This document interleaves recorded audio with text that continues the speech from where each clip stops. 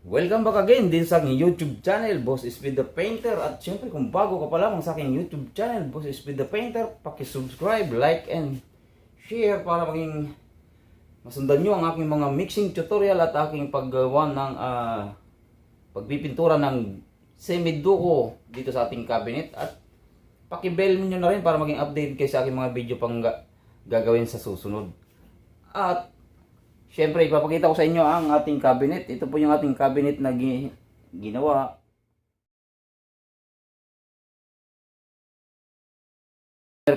Pinrimer ko na yan last week.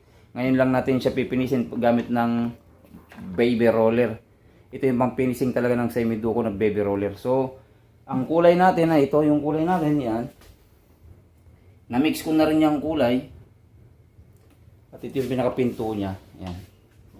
Saka antabayanan nyo na lang hanggang sa matapos ang ating video kung paano natin ginawa ang semi-duko na pagpipintura gamit ang ating roller. Ayan. Siyempre mga boss, let's start. At siyempre lilihain muna natin yan kasi hindi pa naliha natin yan. Ito may liha tayo 320 yan. Kasi semi-duko lang naman yan at lilihain natin. Siyempre na primer na rin natin yan noong nakaraan. So mag-top coat na lang tayo. Ipapakita ko lang sa inyo kung paano mag-top coat ng roller, baby roller. Ayan, let's go. Pasa-pasa liha lang yung gamitin natin kasi medyo makinis naman to. Importante po kasi din yung lihain din natin ang ating ginawa para syempre makinis. Importante ko yan sa mga nagpipintura. Kailangan marunong din tayong magliha. Mahirap lang kasi wala tayong cameraman kasi ano lang tayo, small YouTuber, pero gagawin pa rin natin yung best natin.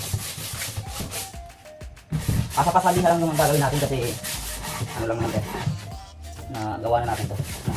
Siyempre may mga himul-mul.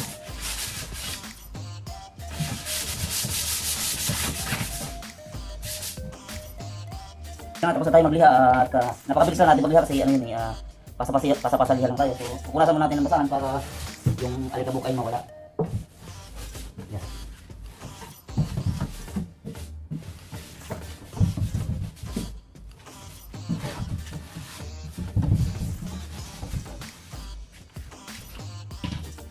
Ito na po yung ating pintura. Ayan, mix na po natin yan.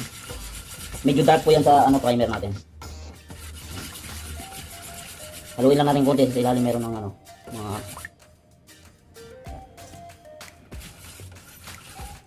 sa pagpipintura kasi depende yun. Pag halimbawa mayroon kayong mga yung mga spray gun na maliit at compressor na maliit, siyempre may spray gun kayo. Siyempre pwede niyo lang gawin sa lang DIY lang sa bahay.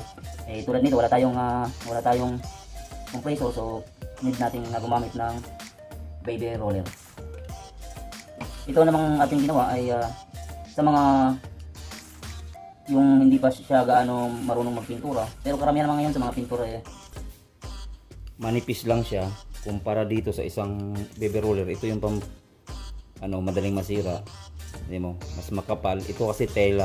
Ito kasi parang hindi siya tela. Ito talaga tela talaga to. Pang finishing talaga ng semi-duko. Cellphone na kasi yung gamit natin kaya medyo malayo siya. Ayan. Ayan, tapos na po yung first coat niya. Ayan. Ayan, first coat niya natin.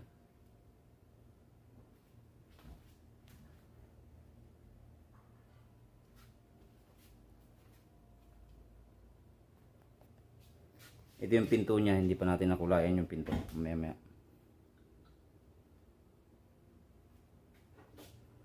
Napakadali lang po magpintura ng semi-duko. Wala pong kahirap-hirap yan dahil semi-duko lang naman yan. At saka hindi siya masyadong matrabaho.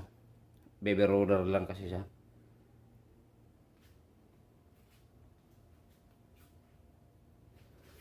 Ayan, tuloy natin.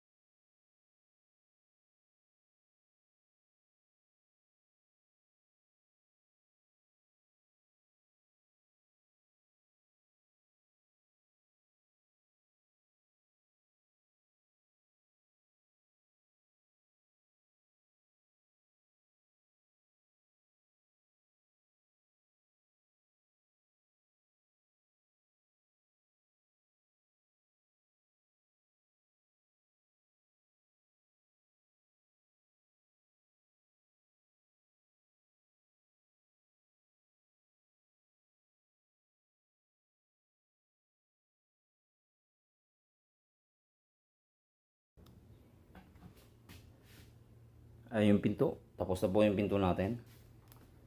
At syempre yung cabinet, ayan. Sa gilid. Yan po yung ating semi-duko na cabinet. Ayan.